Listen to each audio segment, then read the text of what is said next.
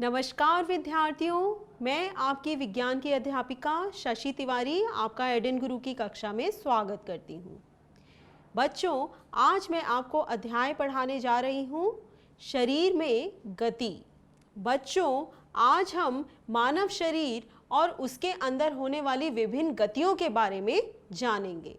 तो चलिए बच्चों, हम शुरू करते हैं आप लोगों की ही रोज़ की दिनचर्या से। आप लोग सुबह स्कूल में आते हैं तो सबसे पहले जब ग्राउंड पे इकट्ठे होते हैं तो आप लोगों ने देखा होगा आपके टीचर आपसे अलग अलग व्यायाम करवाते हैं। उस व्यायाम में कभी आप हाथ ऊपर करते हैं, कभी नीचे करते हैं, कभी पैर किसी किसी तरीके से हिलाते हैं, कभी कंधे हिलाते हैं। तो बच्चों, आपने सोचा है कभी कि किस वजह से हम अपने हाथ पैर आराम से हिला पाते हैं, अपनी उंगलियों को आराम से मोड़ पाते हैं, अपनी कोहनी को आराम से आगे पीछे कर पाते हैं? बच्चों, ये हम कर पाते हैं क्योंकि हमारे शरीर के अंदर विशेष संधियां होती हैं जो हमें हमारे अंगों को हिलाने में मदद करती हैं। इन संधियों के बारे में जानने से पहले चलिए एक छोटा सा प्रयोग करते हैं। क्या कीजिए, एक पैमाना लीजिए और उस पैमाने को अपने हाथ पे इस तरीके से बांधिए कि उसमें कोहनी आपकी बिल्कुल उस पैमाने के बीच में आए। और अब उस पैमाने को बांधने के बाद आप अपने हाथ को मोड़ने की कोशिश कीजिए। क्या आप अपना हाथ मोड़ पाएंगे? आप अपना हाथ बिल्कुल नहीं मोड़ पाएंगे। तो इससे क्या पता लगता है कि अगर हमारे शरीर में संधियां ना हो तो हमारा शरीर मुड़ ही नहीं पाएगा। बच्चों, हमारे शरीर में अलग अलग संधि को हम जोड़ भी कहते हैं। हमारे शरीर में अलग अलग प्रकार के जोड़ होते हैं। चलिए अब हम इन अलग अलग संधियों के बारे में जानेंगे। बच्चों, अब आप पूछेंगे कि ये संधियां किसके बीच में होती हैं? बच्चों, आप अगर अपनी उंगलियों को छूते हैं तो आप देखेंगे आपको कुछ कठोर एहसास होता है, कुछ कठोर चीज़ का एहसास होता है। इसी प्रकार आप अपनी कलाई भी अगर छूते हैं तो आपको कुछ सख्त चीज़ का एहसास होता है। तो बच्चों, ये जो कठोर चीज़ हमारे शरीर के अंदर होती है इनको हम बोलते हैं हड्डियाँ। ये हमारी हड्डियाँ बनाते हैं। हड्डियों को हम अस्थियाँ भी कहते हैं। तो बच्चों, ये हड्डियाँ एक दूसरे से जुड़कर अलग अलग प्रकार के जोड़ बनाती हैं। सबसे पहले हम जिसके बारे में बात करेंगे वह है कंदुक खलिका संधि। बच्चों, इस संधि के बारे में जानने के लिए एक प्रयोग करते हैं। क्या कीजिए, एक बेलन लीजिए और उस बेलन के ऊपर एक खोखली बॉल फिट कर दीजिए, जिस प्रकार आप चित्र में देख रहे हैं। अब एक कटोरा लीजिए और उस कटोरे को उस बॉल के ऊपर, जो बेलन के साथ जुड़ी हुई बॉल है, उसके ऊपर रख दीजिए और अब बेलन को पकड़ के घुमाइए। आप बेलन में जुड़ी बॉल को आराम से घुमा पाएंगे। कटोरी के अंदर आराम से वह बॉल घूमने लगेगी। अब बच्चों, अगर आप कल्पना करें कि आपका हाथ बेलन है और इसका ऊपर का हिस्सा बॉल की तरह गोल है और यह हमारे कंधे से जुड़ा हुआ है इसी तरीके के एक कटोरे में, तो बच्चों, ये जो संधि है ये क्या कहलाएगी? कंदुक खलिका संधि। आप देख सकते हैं, आप अपने हाथ को जब आप पूरा घुमाएंगे तो ये हाथ यहाँ से पूरा घूम पाएगा। तो इस तरीके की जो संधि है जिसमें हमें ऐसा महसूस हो, या ऐसी संधि जिसमें एक बॉल कटोरी रूपी गुहिका में घुसी हुई है, उसको हम क्या कहते हैं? कंदुक खलिका संधि।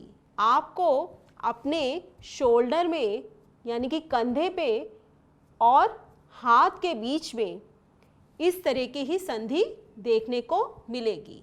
ये संधि होने के कारण ही हम अपने हाथ को किसी भी प्रकार से घुमा पाते हैं। चारों तरफ हम अपने हाथ को आराम से घुमा पाते हैं, तो वो इसी संधि की वजह से घुमा पाते हैं।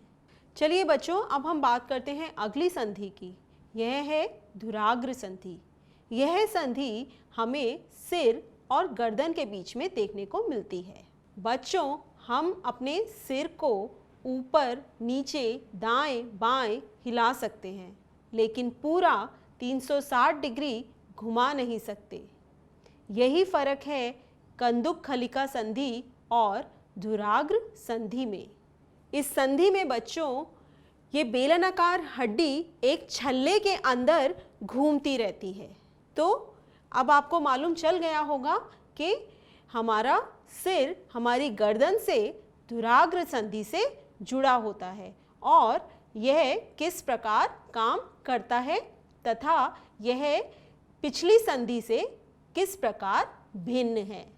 बच्चों, अब बात करते हैं हम अगली संधि की।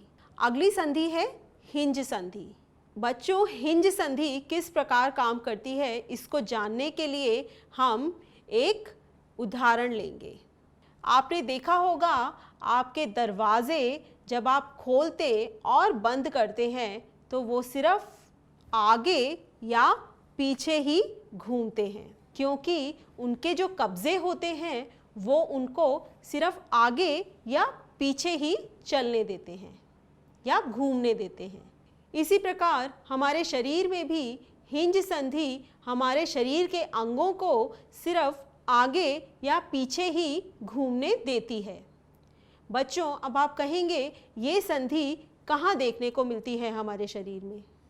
तो बच्चों, आपने देखा होगा आपकी कोहनी पे जो संधि है वो हिंज संधि है, क्योंकि जब आप अपने हाथ को हिलाते हैं तो या तो आप उसको आगे ले जा पाते हैं या पीछे ले जा पाते हैं।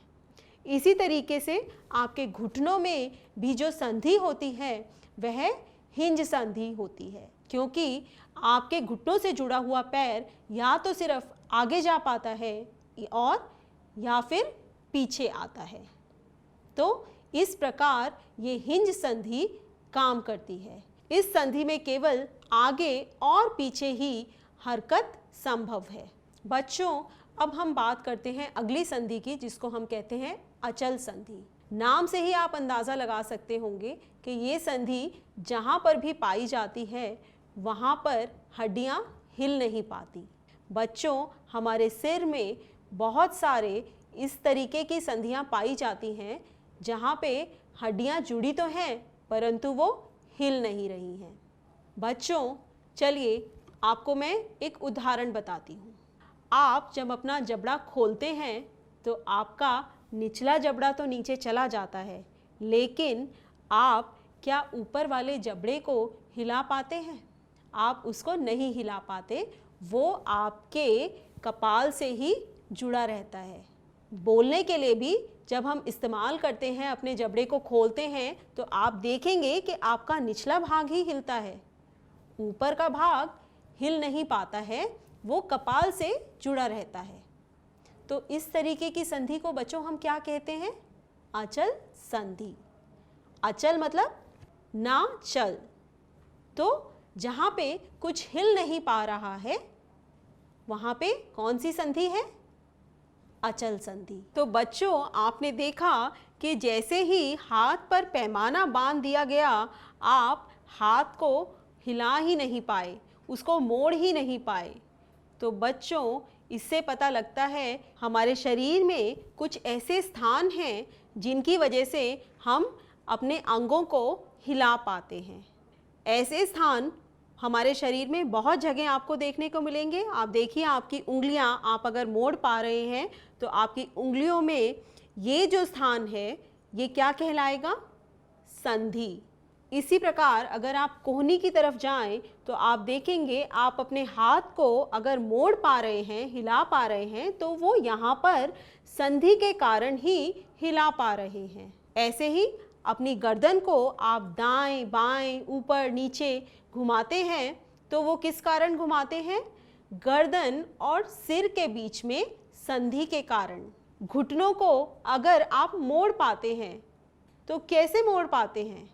घुटनों में दो हड्डियों के बीच संधि के कारण।